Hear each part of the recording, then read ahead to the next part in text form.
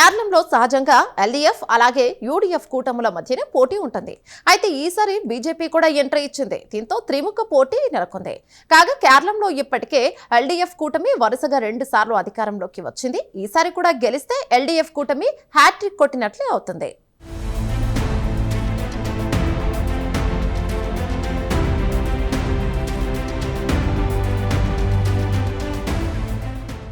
కేరళంలో ఎప్పుడూ 2 పార్టీల మధ్యనే పోరుంటుంది. ఇందులో వామపక్షాల నాయకత్వాన్ని గల ఎల్డీఎఫ్ కూటమి ఒకటి, అలాగే కాంగ్రెస్ నాయకత్వంలోని యూడీఎఫ్ కూటమి మరొకటి. కొన్ని దశాబ్దాల పాటు కేరళం రాజకీయాలన్నీ ఈ 2 కూటముల చుట్టూనే తిరుగుతున్నాయి. అయితే ఈసారి సీన్ మారింది. భారతీయ జనతా పార్టీ కూడా ఈసారి ఎన్నికల సమరంలోకి దిగింది. దీంతో ఈసారి కేరళం ఎన్నికల సమరం ఆసక్తికరంగా మారింది.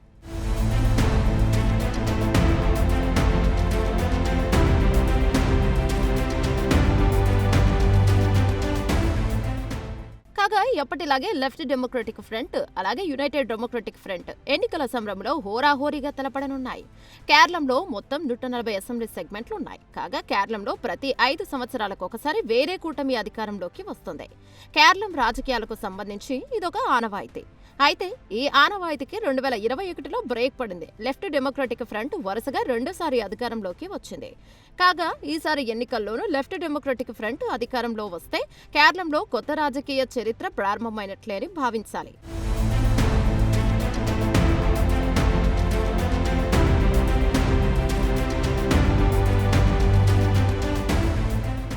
కాగా ముఖ్యమంత్రి పినరయ్ విజయన్ పట్ల సగటు కేరళం ప్రజల్లో గుడ్ విల్ ఉంది. 80 ఏళ్ల వయసులోనూ ఆయన రాజకీయ కార్యకలాపాలలో చురుకుగా పాల్గొనడం అందరినీ ఆకట్టుకుంటుంది. నిరాడంబరిగా నిజాయితీ పరుడిగా ఆయన రాజకీయ వర్గాల్లో ఆయన పేరు తెచ్చుకున్నారు. అంతేకాదు ఆయనది సుదీర్ఘ రాజకీయ ప్రస్థానం. పినరయ్ విజయన్ అసెంబ్లీ ఎన్నికల్లో పోటీ చేయడం ఇది 7వసారి. ఇదిలా ఉంటే గత 5 ఏళ్ల కాలంలో పినరయ్ విజయన్ ప్రభుత్వం చేసిన అభివృద్ధి పనులే మరోసారి ఎల్డీఎఫ్ కూటమిని గెలిపిస్తాయని వామపక్షాలు భావిస్తున్నాయి. కాగా విజయన్కు వ్యతిరేకంగా గోల్డ్ స్కామ్ను ప్రత్యర్థులు ఎన్నికల ప్రచారంలో హైలైట్ చేస్తున్నారు.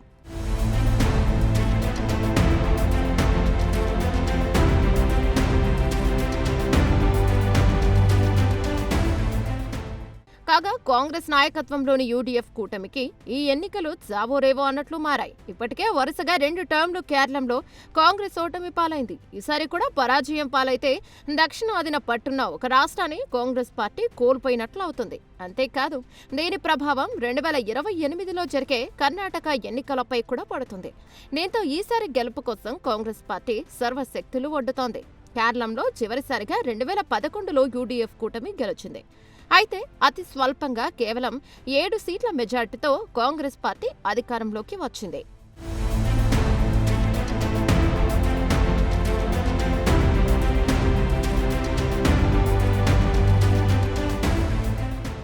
కాగా కేరళంలో యూడీఎఫ్ కూటమి వెనకబడటానికి అనేక కారణాలున్నాయి. ఇందుకు బీజాలు 2005లో పడ్డాయి. సీనియర్ నేత కె కరుణాకరన్ అదే ఏడాది తన వర్గం నాయకులతో కలిసి పార్టీ నుంచి వైదొలగారు. నేషనల్ కాంగ్రెస్ ఇందిరా పేరుతో స్వంత పార్టీ పెట్టుకున్నారు. ఈ పర్యవసనాలు పరోక్షంగా యూడీఎఫ్ కూటమికి మైనస్ పాయింట్గా మారాయి.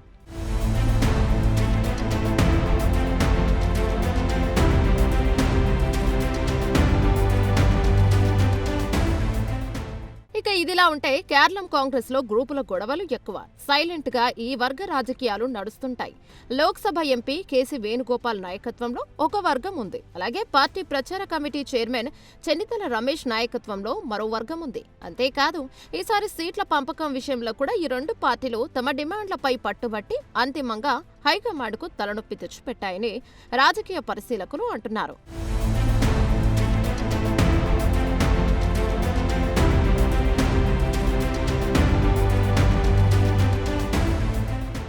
అంతేకాదు ఎల్డీఎఫ్ కూటమిపై కాంగ్రెస్ అగ్రనేత రాహుల్ గాంధీ ఇటీవల ఒక సరికొత్త ఆరోపణ చేశారు. కేరళం ఎన్నికల వరకు వామపక్షాలు భారతీయ జనతా పార్టీలో లోపాయికారి ఒప్పందాన్ని కుదుర్చుకున్నాయని ఆయన ఘాటు ఆరోపణలు చేశారు. కేవలం కాంగ్రెస్ సారథ్యంలోని యునైటెడ్ డెమోక్రటిక్ ఫ్రంట్ను అధికారంలోకి రానివ్వకుండా చేయడానికే కమలం పార్టీతో వామపక్షాలు లోపాయికారి ఒప్పందం చేసుకున్నాయని ఆయన ఆరోపించారు. ఇదిలా ఉంటే సహజంగా భారతదేశ రాజకీయాల్లో వామపక్షాలది ఒక దారి అయితే భారతీయ జనతా పార్టీని మరో దారిగా ఉంది. అంతేకాదు సిద్ధాంతాల పరంగా కూడా తీవ్ర వైరుధ్యాలు ఉంటాయి. ఈ నేపథ్యంలో రాహుల్ చేసిన ఆరోపణలు కేరళంలో దుమారం రేపాయి.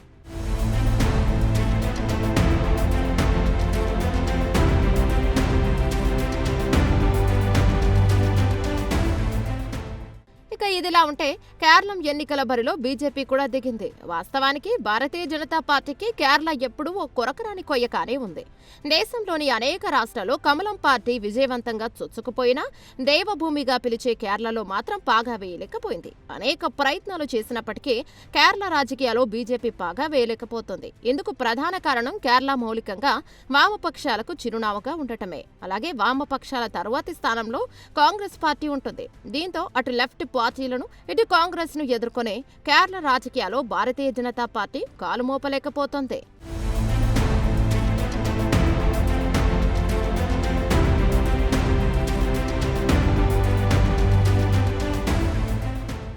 రెండు 2016 అసెంబ్లీ ఎన్నికల్లో ఒకే ఒక్క సీటు నేమాంను బీజేపీ గెలుచుకుంది.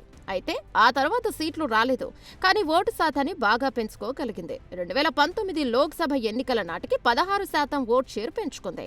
ఇలా పెరిగిన ఓటు శాతంపై బోలెడు ఆశలు పెట్టుకుని 2021లో జరిగిన అసెంబ్లీ ఎన్నికల్లో రెట్టించిన ఉత్సాహంతో పోటీ చేసింది. అయితే కమలనాథుల ప్రయత్నాలు ఫలించలేదు. బీజేపీకి ఒక్క సీటు కూడా లభించలేదు. అంతేకాదు గతంలో గెలిచిన నేమాం సెగ్మెంటులోనూ బీజేపీ ఓటమి చవి చూడాల్సి వచ్చింది.